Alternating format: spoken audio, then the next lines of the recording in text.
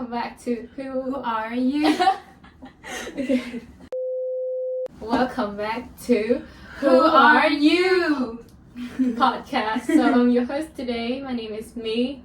And my name is Ellen. So today our podcast we're gonna interview Ellen about her global exchange.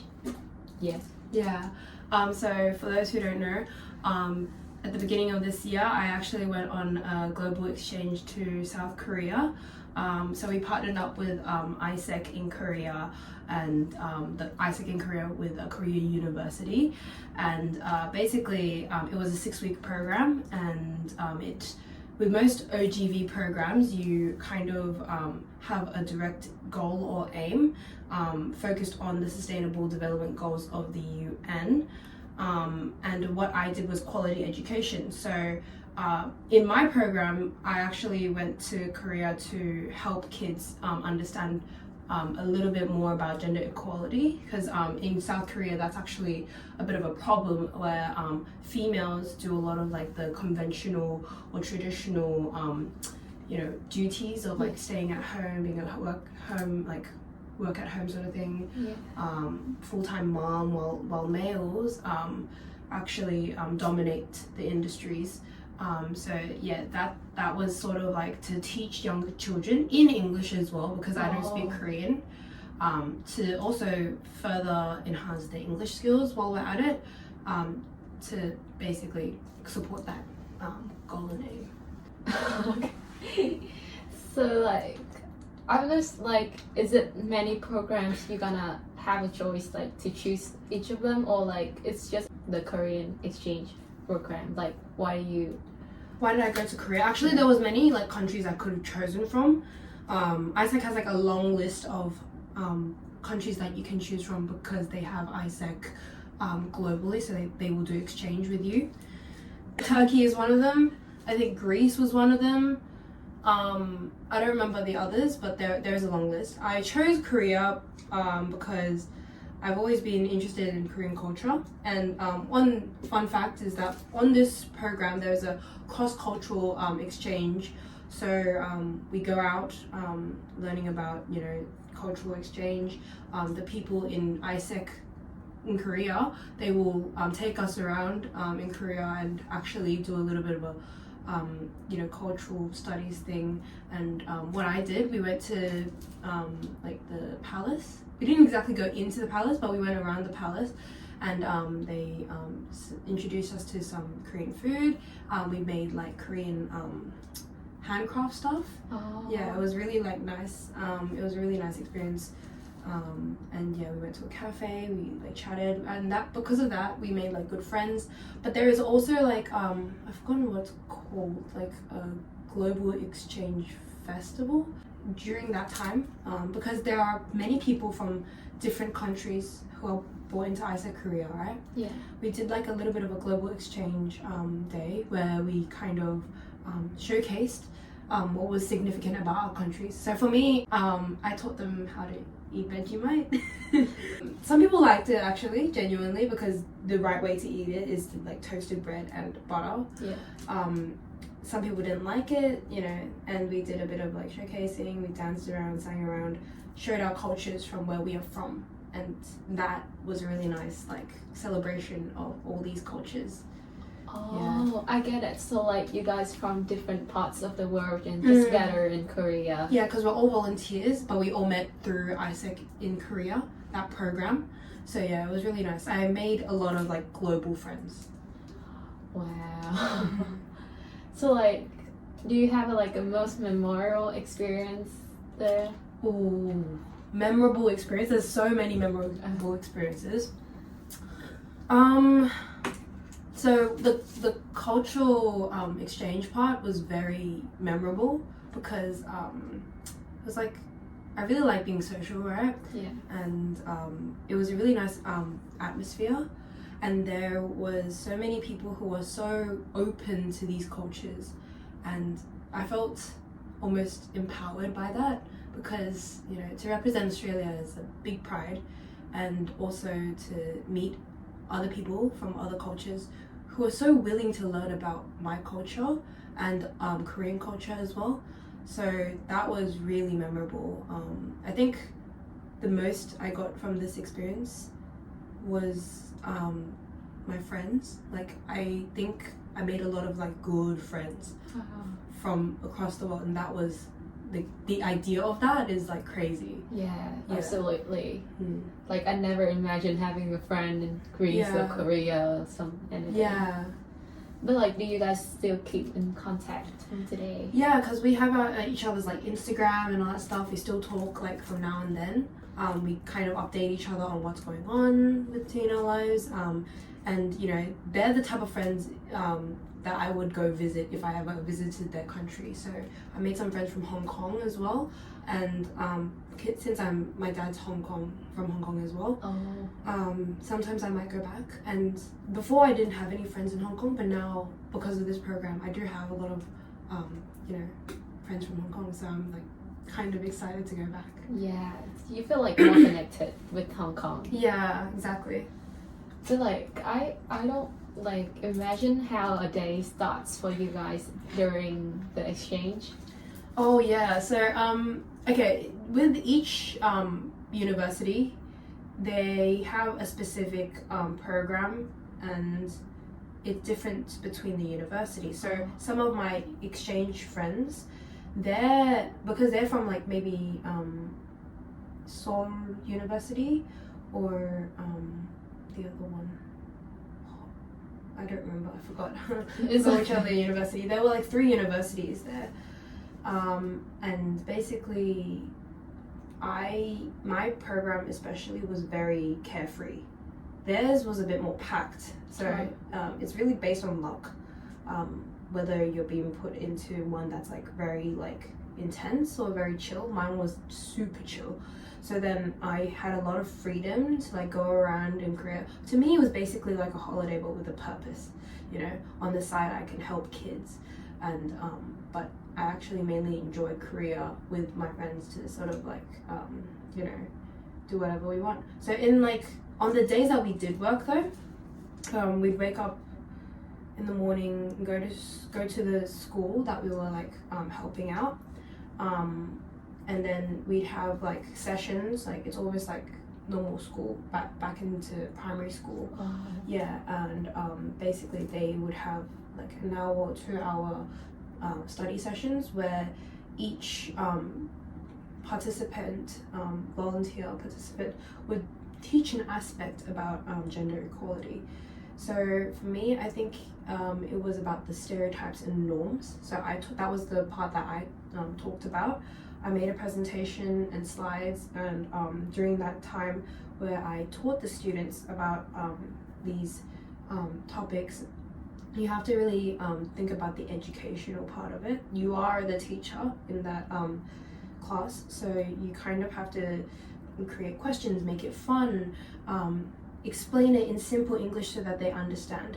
A big component to this though is that you kind of do have to really rely on the Korean students, the Korean AIESECers, because you will be paired up with a person who is part of AIESEC in Korea, and they know how to speak Korean. I don't exactly know how to speak Korean. I did study a little bit of Korean before I went, so I was fine actually communicating a little bit with the kids, but I couldn't exactly communicate to them because I'm not fluent in it. So you'd really have to dumb it down for them. So I would talk simple English to them, to the class, but they don't really know what I'm talking about.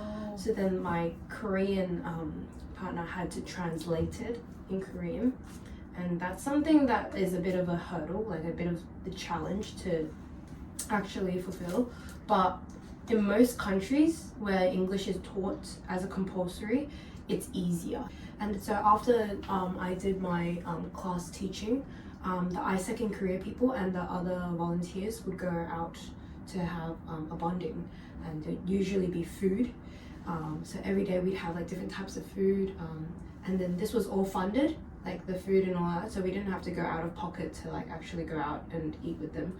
So yeah, so after that, and then we'd go on to do our everyday life. But before that, before we actually teach all that, we actually have to prepare all the slides and the learning materials. So AIESEC in Korea actually helps us already like designate what topics we're doing, and so it was pretty easy. It was basically just preparing slides and preparing the class to make it really fun and engaging, and then you do it. And then after that, since there's a lot of volunteers, you just do your part and then you let others do their part, and yeah, and then the program was concluded with like a debrief of you know, the usual AIESEC stuff, like ways forward and what we could have done better, that sort of stuff. Yeah, but other than that, that's the gist of the program. Mm-hmm. So do you know, like, for other countries, like, do you have like AIESEC have like a same experience like teaching kids, or like for each country that's like a different thing? I believe in AIESEC it's very general, so like there is a guideline that we have to follow, but with each local committee and with each university, each country, they're going to do things very different. One thing that I noticed about during my program was that AIESEC in Korea works very differently to AIESEC in Australia, but that's comparing my local committee to their local committee, so it's not exactly the different countries, it's actually two different universities that we're talking about. And I find this as well in most, even in Australia, in New South Wales, AIESEC in Macquarie is different to AIESEC in UNSW, and is different to AIESEC in USyd. They have different cultures, and the way they work is very different because it's based on the people inside, like the people, and their energy, their attitudes towards AIESEC and USyd creates the company culture, the local committee culture. And so every semester where AIESEC has different people, it would have a different type of vibe, it will have a different type of energy.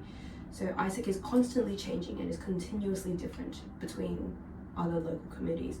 So the difference between AIESEC in Korea University is that they are more divided into their own tasks. Yeah. So they do cooperate, but they don't go on as many bondings with us. I don't think there's as much of a closer bond between the people in AIESEC in Korea than people AIESEC in New South Wales. So it's just a bit of a cultural difference, and there's nothing wrong with that. And yeah, just don't judge AIESEC based on your first impression with them, because AIESEC in different places is very different. Yeah, that's what I would say. Yeah, my friend is in AIESEC Vietnam too. I'm originally from there. She said like it does not have many that bondings compared to Australia. Yeah, it's just like they're doing their task with their team, and kind of that's it. And sometimes bonding, but like not usual as in here. Yeah. So I feel like in here we have like a more like connected friendships. I find that the biggest component of AIESEC for me is the friendships that I formed there. I think because of the amount of time we spend together, the type of people we are who want to embody like change and want to create positive change in this world, because of our similar values, we connect like immediately and we kind of stick together. So a lot of people like in the executive body and just in the subcommittee as well, you will form friendships that last a while because of how close you guys get. And I definitely think like a few of my best friends come from AIESEC, even though some of us are retired or some of us are still in there. We still connect like out of AIESEC because they're friendships that are really rare to see. So yeah, same. It becomes so much so like they're your main friend group, and then you are excited to see them every single time you go to like local committee meetings, and it's just always a good time to be with them. So I honestly think that at one point I really called AIESEC my family. Not to say that like AIESEC in general, like the company, but the people in AIESEC, the people I meet every day, they made me feel really like good as a person. Yeah. For me, I don't know how the process you went through when you want to go to global exchange. Is that difficult, like getting the visa and all this stuff? Yeah, everything in AIESEC is a little bit of a process, but it's because of the formal process that we have to make sure that you are the right person to go on global exchange. So I don't remember much actually, but I do remember there was a process of like applying, then being interviewed for it. You'll also be interviewed by AIESEC in Korea, like, or whichever host AIESEC you're going to. And then after that, they will nominate you or select you into doing the program. You have to get a lot of like depending on which country, you have to get visa. For Korea, I didn't have to get a visa. I had to just get this like, I think like this compatriot card or something. Yeah. So you have to research about your country and understand what are the terms to go over there and, you know, do your thing. Some countries, actually no, probably every country will need to have like travel insurance to cover your health. Like if anything goes wrong, insurance is a big thing. Fortunately, I do have travel insurance, and also, you know, that the normal passport stuff. And then AIESEC in Korea and AIESEC in Australia, mostly AIESEC in Australia, they will help you organize your flights, your you know, where you're staying. Most of it, where you're staying is probably AIESEC in Korea's responsibility. Basically, AIESEC in Korea, it has to take care of you with, you know, that's their responsibility. Do you find like something the most challenging when you're going to Korea? Challenging, maybe the language. The language was a bit hard because I'm not fluent in Korean, and I actually did study a lot of Korean before I went, so that actually saved me in a lot of situations. Like trying to communicate with locals was a little bit challenging. My friend from Turkey, she knew little to nothing about Korean, and it was mostly either me communicating in Korean to the locals and asking about, you know, basic things about like, oh, how much is this? What do you guys have, sort of thing. It was a lot of like reliance on like my prior knowledge to Korean, which I wasn't prepared to do. I was only very fortunate that I knew a bit of Korean from my Korean friends and from like watching, you know, K-drama or something like that. But yeah, that was one of the challenges. Another challenge that I would say is you're spending 6 weeks with the same people. I was spending 6 weeks with like 3 people because we lived in a dorm. Oh. And there was 3 people in one dorm, and I think it was more of a life lesson, right? You don't have to stick with these people for 6 weeks. You're just living with them, so you can actually go out on your own or go out with other volunteers, not just those people, to like look around and all that stuff. And it was more of a self-development awareness that I don't have to spend 6 weeks with these people, because if you spend 6 weeks with the same person 24/7, you're going to end up in a lot of confrontation. People are going to get sensitive, people are going to get tired. You just got to work around it. And yeah, that's one of the biggest lessons I've learned from AIESEC in Korea. Okay, because I'm new. I'm trying to think of something to ask you more. An eternity later. So like, I'm not sure like how you and other AIESEC members from other countries like get connected. Is it like state conference or is it a different thing? During that cultural exchange festival day thing, I need to actually remember what it was actually called. It's not called that, but during that time, a lot of all the people protocol is that they should meet. You genuinely meet all of these people through meetings, and then basically we didn't mingle a lot, but I mingled a lot with like the people who were doing all the global exchange in Korea. So like I got to meet everyone, all the people who came to Korea. So not necessarily they were doing the same program as me, but they were all in Korea. So there's AIESEC in Korea with all the volunteers. Oh. So then I was still able to meet up with them. I connected with them well, because we had actually multiple occasions where we could meet, and then we formed a bond, and now we're really good friends. So yeah, it's just like even out of our program, we would meet up and like, you know, hang out, that sort of stuff. So it was really fun. So I think it's very different from StateCon because like StateCon is like everyone is staying together and doing. It's not like StateCon, yeah. The State Conference, it's more like a camp than anything. With those, with AIESEC in Korea, it was more like meetings, like necessary meetings that we needed to do. Ever like feel lonely in a foreign country? Very good question. I did kind of feel. Actually, no, I'm not the type to feel lonely because I fill up my time with just whatever. I never get bored. I don't really feel lonely because I was always with my roommates.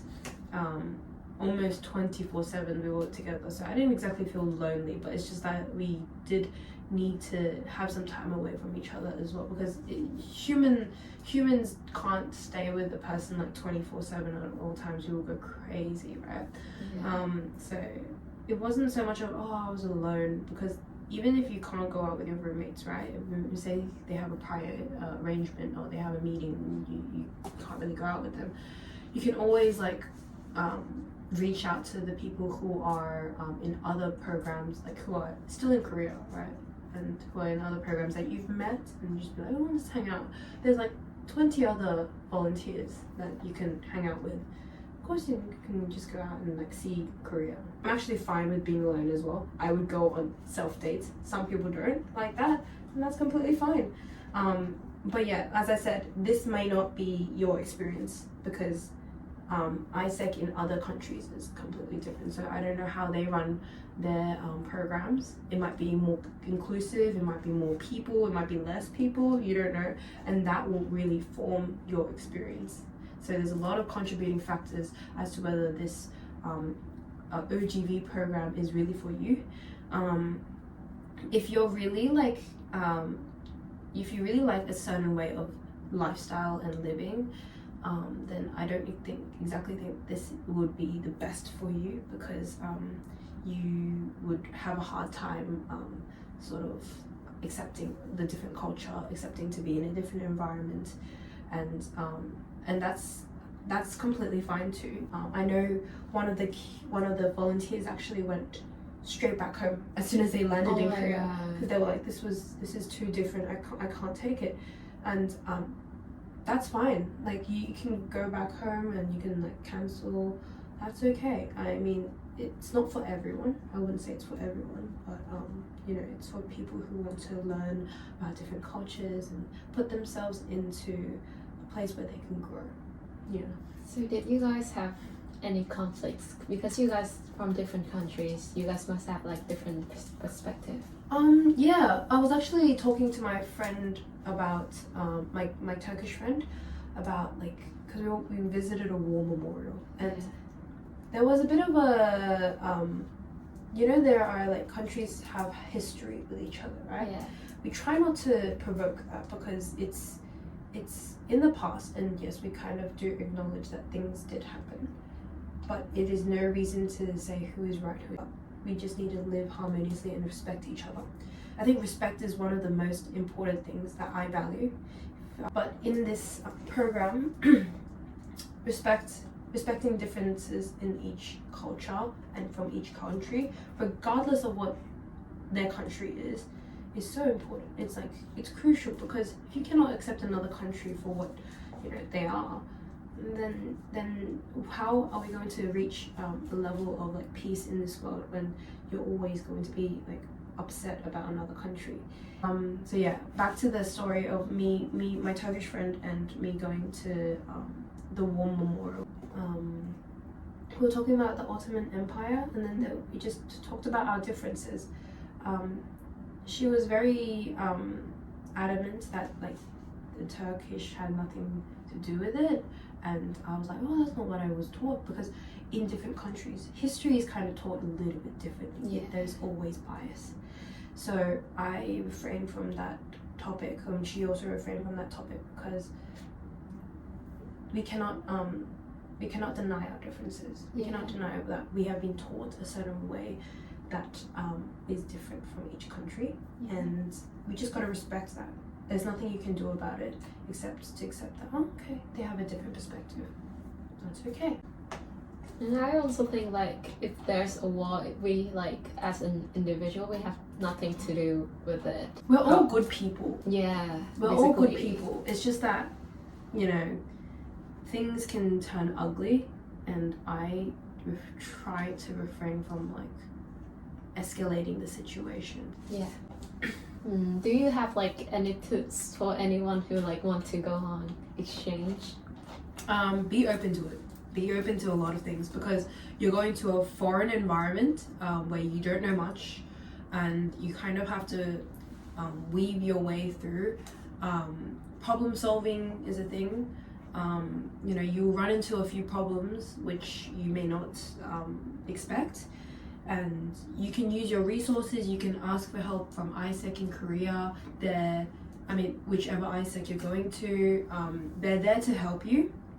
But also be prepared to face many cultural problems as well, because if you're thrown into a foreign environment where you don't know the language, you might find yourself you know, having trouble ordering food, or just moving around the city, or you know, so be open to a lot of things and be adaptable, but at the same time you'll learn so much from this experience, because essentially you're letting yourself grow in an unfamiliar, uncomfortable environment, but at the same time you have friends there. Like I doubt that they would accept anyone that's like inappropriate, who doesn't really have a genuine value to create positive change in the world. And most of the time you will find many good people on that exchange program. So also, you know, figure it out together. You guys are there to have a good time, to really grow together, and those friendships really last, because you're spending 6 weeks with them. You become the best friends with them. So your lesson is to be open to it, right? So like if I say 1, 2, 3, we're gonna say be open to it together. Okay, alright, ready? Okay.